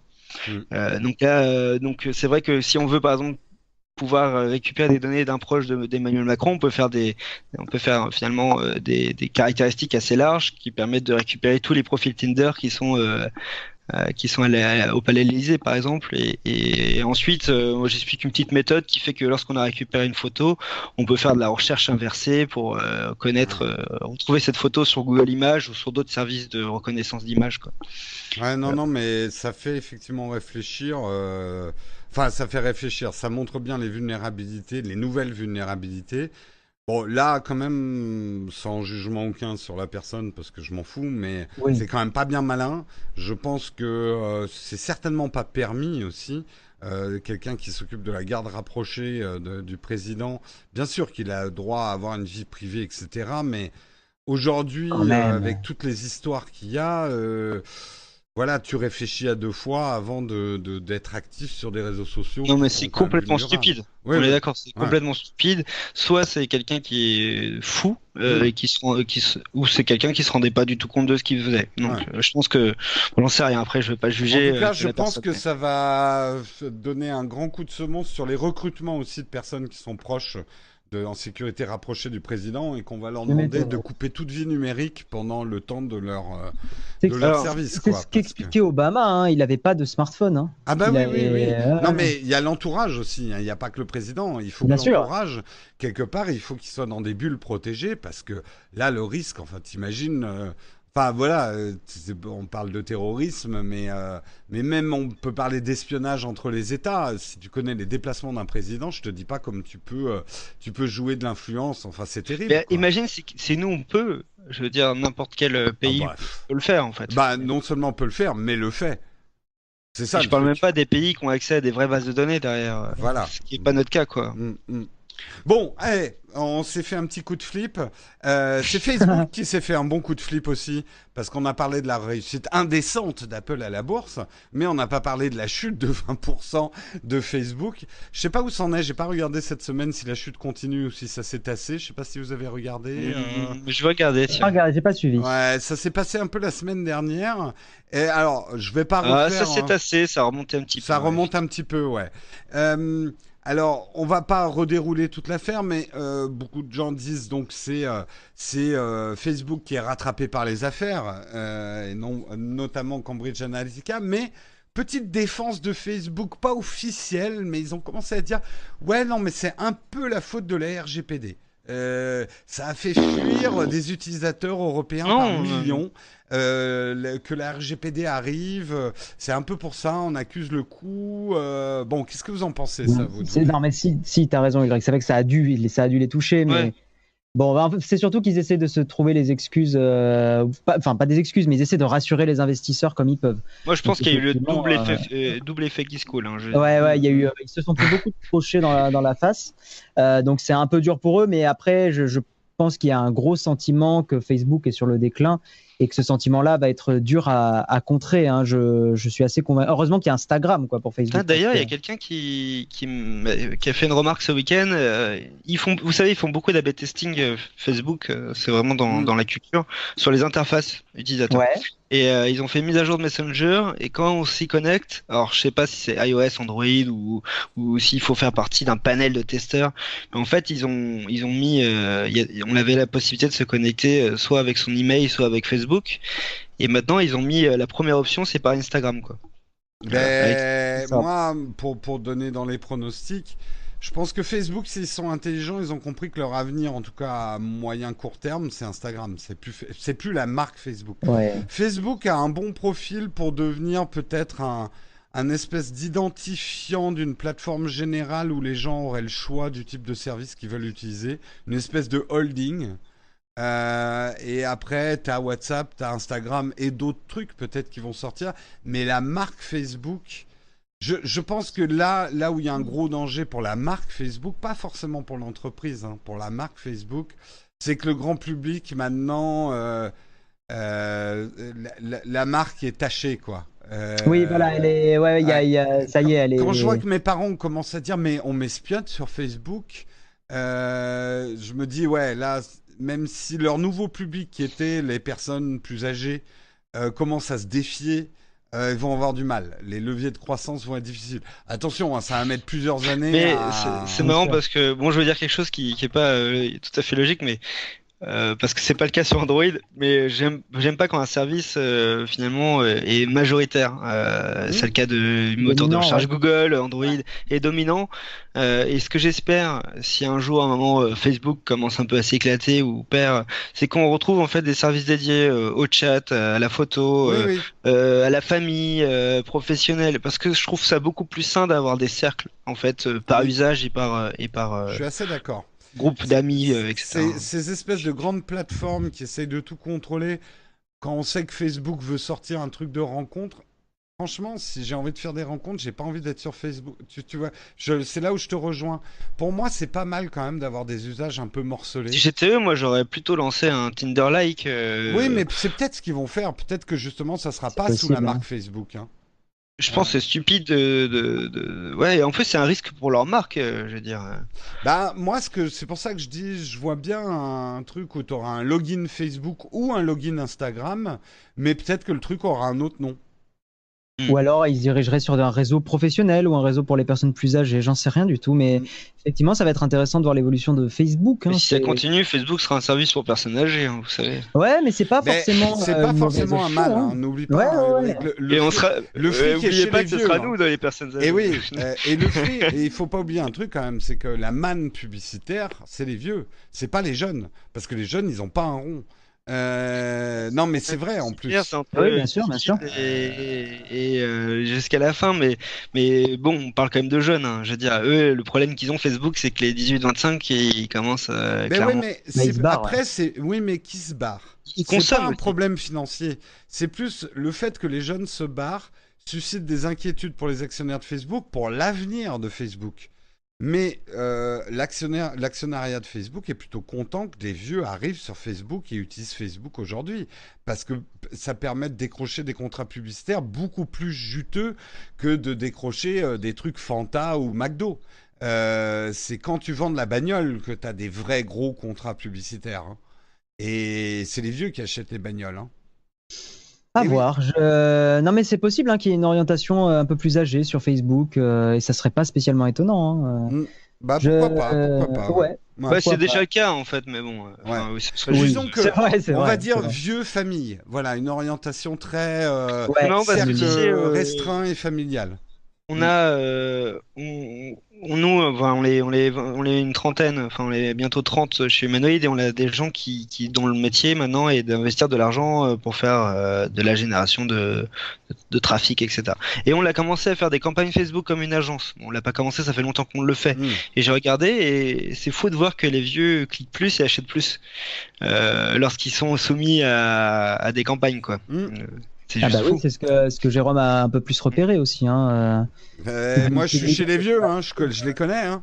Non, mais vieux, après, vieux, le terme est très mal choisi, mais t'as un public plus mature, et public plus mature, en Ouais. général, à partir de 20 ans, enfin, dès que tu rentres dans la vie active, en fait, oui, t'as plus C'est de ouais, à moyens, partir hein. de 25 ans, tu fais des achats que tu faisais pas avant, quoi. C'est ça, bah, dès que t'as une carte bleue. Il y a Ouais, ça ouais, aussi, c'est un hein, peu ça, tout hein. simplement, hein, tu le vois quand les gens ils disent mais t'as pas de Utip, machin, Utip c'est un service pour soutenir des créateurs. Et j'explique pour ceux qui connaissent pas. Et en fait, on peut soutenir aussi en regardant une publicité. Et en fait, beaucoup de jeunes à chaque fois me disent mais c'est dommage que t'aies pas un Utip parce que moi j'aimerais bien te soutenir, mais j'ai pas de carte bleue. Enfin voilà, ça illustre bien Mm. la différence entre les publics et les moyens dont ils disposent. Mais Tout même à fait, carte tout à bleue ou fait. pas, c'est vraiment les moyens, ouais, c'est vrai. Ouais. Bon, on est sorti un petit peu du sujet, mais effectivement, Facebook, Ça va pas aussi bien qu'Apple, on va dire. On verra à l'avenir. Rapidement dans les news, une rumeur aussi, et ça j'aimerais bien avoir votre avis, une rumeur que Google avait l'intention de lancer une version chinoise de son moteur de recherche qui respectait les règles de censure en Chine, donc impossible de trouver place Tiananmen. Il y aurait un démenti là, pas de démenti officiel, mais ça serait côté chinois où on dit non, c'est hors de question. Est-ce que vous pensez que, alors je vais poser la question plus clairement pour qu'on aille plus vite, est-ce que Google peut encore, parce qu'il faut savoir que Google n'est pas en Chine, officiellement en tout cas, n'est pas en Chine. Ils sont partis. Ils ont investi un peu, mais en ils sont pas 2010. officiellement. Ils sont partis en 2010. Ils vendent quand même des services comme la traduction et tout ça en Chine, mais Google, le moteur de recherche, n'est pas en Chine. Est-ce qu'ils peuvent se passer du marché chinois? Et s'ils peuvent pas s'en passer, est-ce qu'ils sont obligés de se plier aux règles chinoises? Ah, ils vont avoir du mal à s'en passer, hein, de plus en plus. Je pense que les actionnaires vont faire pression et je pense qu'ils vont se plier un peu. Hein. C'est triste, mais. Mais je sais que la c'est sûr qu'il y a des liberté, projets internes, étant donné qu'il y a des salariés chez Google qui s'opposent à ça, parce que d'un point de vue éthique, ils sont pas OK, donc ils ont des valeurs, etc. Des valeurs, vous savez ce que c'est les valeurs? Non, Les valeurs, c'est ce que t'as quand t'as pas d'argent, c'est ça? Non, et bah justement, c'est ce que t'as quand t'as peut-être de l'argent et que tu t'en fous. Ouais. Peut-être si. Mais eux qui gagnent sans un salaire à 6 chiffres ont des valeurs jusqu'au moment où ils risquent de se faire virer. Mais en tout cas, c'est sûr qu'il y a des projets internes chez Google. Enfin, tu serais à la tête de Google, ça serait quand même idiot de se dire bon, on a complètement abandonné le marché chinois. Bah oui. Non, je pense qu'effectivement, il y a. Et puis, il faut aussi savoir que le système Android est le système majoritaire en Chine, et même si c'est pas Google qui est dessus, c'est quand même l'OS que Google aujourd'hui maintient. Ouais. Complètement. Ouais. Est-ce que, on est en pleine réelle politique, hein, est-ce que, et avant de taper sur Google trop fort, regardons aussi les autres marques et les gouvernements. Tout le monde se plie un petit peu aux règles de la Chine, aussi contestables soient-elles. Et c'est triste, hein, parce que, je veux dire, les droits de l'homme ont peu de poids, j'ai l'impression, et de plus en plus face au marché chinois, quoi. Ouais, mais bon, tu sais, c'est toujours une histoire de contexte, parce que si on regarde la position de Google en Europe et dans le monde sur Android, même s'il y a une apparente ouverture, mais ça c'est un autre débat. Bon, si d'un point de vue chinois, ils peuvent se dire c'est fou, pourquoi le Google d'Android, il y a plus de 80% de part de marché dans le monde. Chez nous, on l'a peut-être 7 ou 8 systèmes, aucun n'est majoritaire. Enfin bon, à voir aussi si il n'y a pas un calcul que plus d'influence fera peut-être aussi changer la Chine. On ne peut que l'espérer, en tout cas, sur certaines questions. Petit rachat, mais qui est vachement intéressant, je pense, pour Guillaume et pour moi, puisque Logitech a acheté Blue. Alors, Blue, pour ceux qui ne connaissent pas, Blue, c'est des micros. Alors, pour un ingé son, Blue, c'est pas les meilleurs micros du monde, loin de là. Mais c'est très connu pour les youtubeurs, les streamers, les podcasters. C'est la marque qui a sorti un des micros les plus utilisés, même s'il n'est pas extraordinaire, hein, mais le Yeti...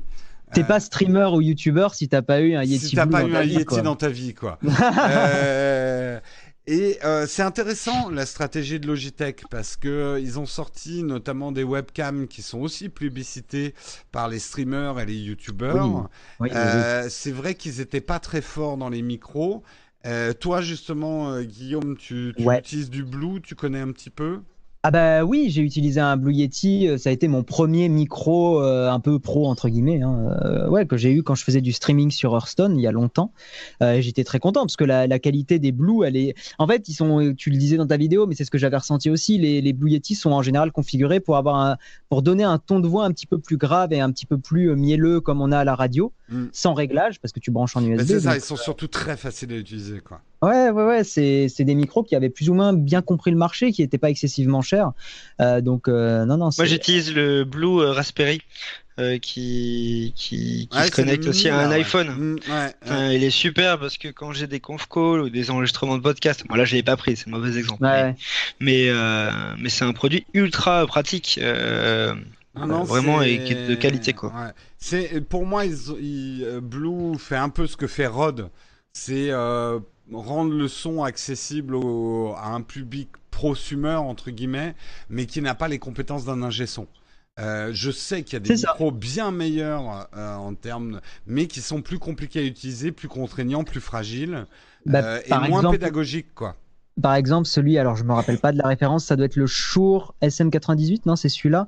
Celui qui est le micro un peu classique avec une boule de SM58, le micro SM58. des chanteurs de rock, ouais. Ouais, c'est ça. Et c'est le genre de micro qui est de bien meilleure qualité, bien plus avec un rapport Ouais. qualité-prix bien meilleur. Bon, c'est pas exactement le même usage, mais Oui, oui, non. pour un prix inférieur, tu peux avoir des micros qui se branchent en XLR qui sont d'une qualité bien au-dessus. Oui, oui, Mais oui. il faut investir dans la table de mixage, il faut investir Mais, potentiellement la dans un carte son, compresseur. parce que c'est des XLR, t'as pas le. Ouais, ouais. Voilà. c'est faux aussi de se dire. Enfin, Logitech, c'est une très belle entreprise. Alors, il y a des produits de plus ou moins bonne qualité, mais l'avantage qu'a Logitech, c'est qu'ils ont plein de sous-marques dédiées à des catégories de produits précises, que ce soit Ouais. dans le gaming, dans l'audio, etc. Donc, moi, je pense que c'est sûrement une des meilleures entreprises pour continuer à faire vivre Blue Bien sûr. tel qu'on le connaît, quoi. Oui, et Mais puis bon. surtout donner à Blue un rayonnement mondial qu'ils avaient peut-être du mal à avoir. Et voilà, on imagine très bien des bundles avec la dernière webcam de Logitech et le micro Blue, le pack streamer pro. Moi, j'aimerais bien un mini micro que tu branches sur ton iPhone ou ton Android. Ouais, Ah, bah il y en a. Hein. Tu veux dire un Je cravate ou un... ouais, non, un truc qu'on un branche cardio. sur Lightning ou un cardio. Mais j'en ai pas trouvé d'excellente qualité aujourd'hui. Ouais. Non, non, mais je pense que ça arrivera puisqu'il y a une vraie demande de toute façon. Ouais. Allez, on termine par deux petites news. Hélas, on n'aura pas le temps de faire toutes les news parce que là, on est déjà à 1h30 d'émission et je vais me faire engueuler par Patrick. Encore une émission trop longue, c'est pas possible, Ouais, il est Jérôme. tout détendu, Non, il est mais en vacances. chaque année, il me vire, mais il me reprend l'année d'après. Donc, Ah, bon, il doit bien t'aimer quand même dans le fond. voilà, dans le fond, ouais, bien au fond. Euh, les deux dernières news, moi, qui m'ont paru intéressantes, Google Maps passe au planisphère. Alors, ça peut paraître complètement anecdotique, mais vous avez peut-être étudié en histoire géo que les représentations du monde à plat ont des conséquences géopolitiques, et notamment notre vision du monde.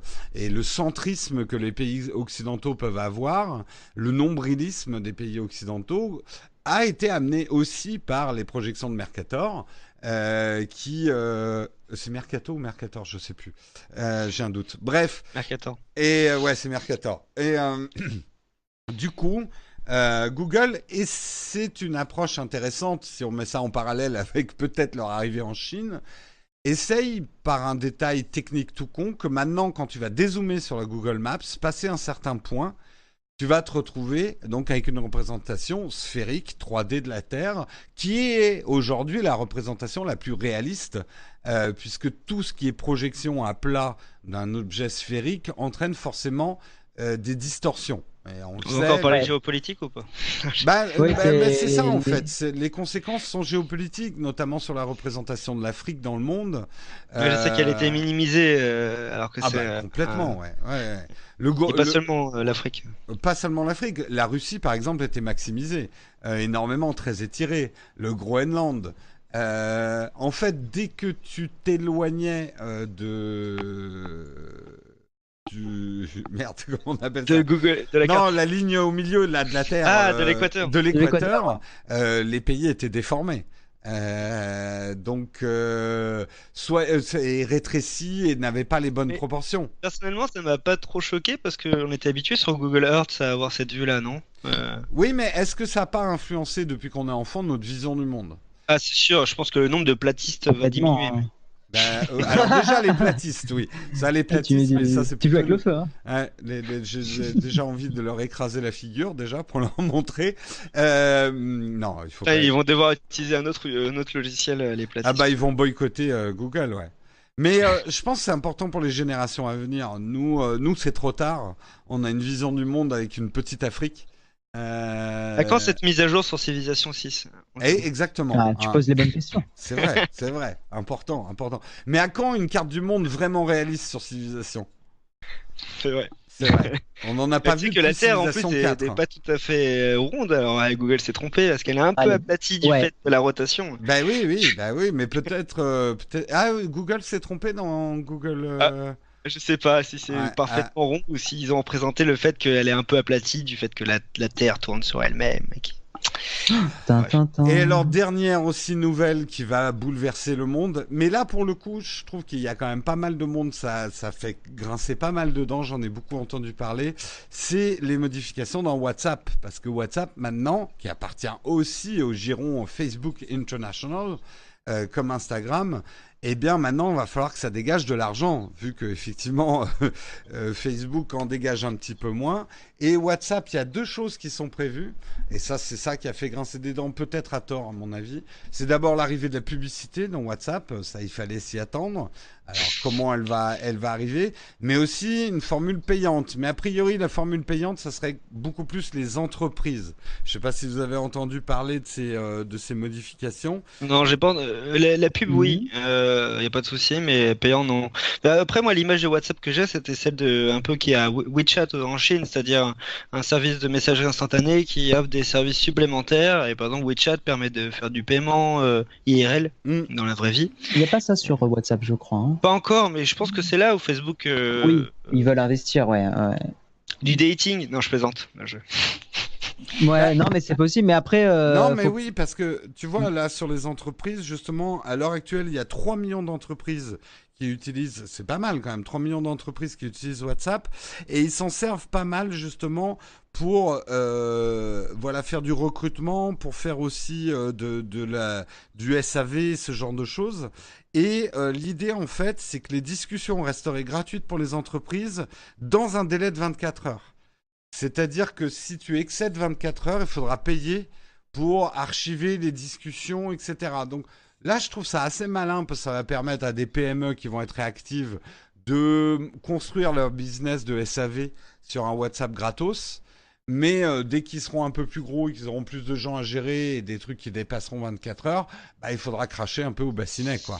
Ouais, après, petit rappel, hein, installez Signal plutôt que WhatsApp si vous en avez la possibilité. Ouais, mais est-ce que tu crois vraiment qu'au-delà de notre cercle geeko-centré, Signal a un potentiel? Oui, alors oui, parce que sur Android, il se fusionne à tes SMS et c'est ça qui est vachement bien.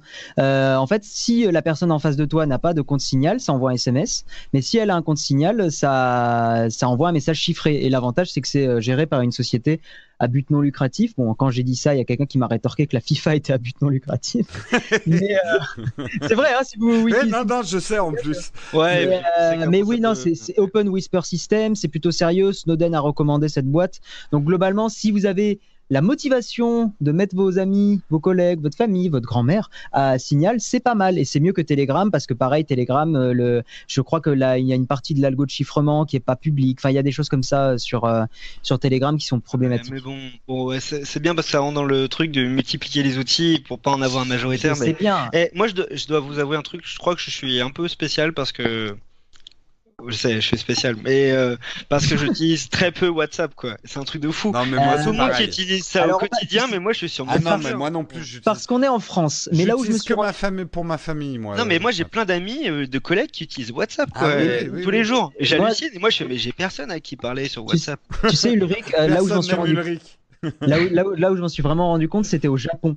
En fait, tu as beaucoup de pays comme ça, mais toi qui voyages beaucoup, tu as dû t'en rendre compte aussi, mais il y a beaucoup de pays où ils utilisent énormément WhatsApp, hein, beaucoup plus qu'en France, hein, parce qu'il y avait des forfaits qui étaient plus chers, enfin, il y avait aussi de l'historique. Hein, comme ça. Ouais, au Japon, j'étais plutôt sur Line, mais t'as raison. WhatsApp, en fait, j'utilise. C'est fou parce que je travaille avec des clients chinois et qui me contactent sur WhatsApp ou WeChat, mais ils me contactent aussi sur WhatsApp au lieu de m'envoyer un SMS, ils m'envoient un message. Il y en a plein qui font ça. La dernière fois, j'étais avec un assureur et pareil, il m'a envoyé un message sur WhatsApp au lieu des SMS. Mais il y a que comme ça que j'annonçais une terrible nouvelle. Tu vieillis, c'est tout. C'est vrai, mais Messenger, c'est un truc de vieux, Messenger. Mais en fait, moi, c'est pas tant le problème, mais depuis que j'ai la chaîne YouTube, c'est surtout la multiplication des canaux qui me donne le tournis, c'est insupportable. On m'écrit de partout, j'ai l'impression d'être dans le tonneau des Danaïdes, tu sais. La légende grecque du tonneau des Danaïdes, le tonneau ça coule de tous les côtés. Je n'arrive plus à répondre aux gens parce qu'ils m'écrivent n'importe où. C'est ça, t'as Twitter, t'as ton Slack, moi j'ai Discord. Et puis dans les services eux-mêmes, entre les Et vous avez pas d'amis sur Google Allo aussi. Oh putain, t'as des gens sur Google Allo. Bah oui, mais attends, moi je suis dans l'écosystème Android, même si j'ai un iPhone. Non, mais ça, honnêtement, moi c'est devenu un peu un cauchemar de l'homme moderne. Quoi. trop de moyens de communication, il y en a de partout, trop en quantité de messages, mais aussi trop de différents vecteurs. Ça me prend 1 heure pour checker tous mes canaux. Ce qui me fait hallucinant en ce moment, c'est LinkedIn, que je perds énormément de temps à répondre à des messages sur LinkedIn. Ah, mais machin, moi, je vous a réponds plus, recommandé j'ai votre plus le temps. compétence. Moi, j'ai plus le temps de répondre.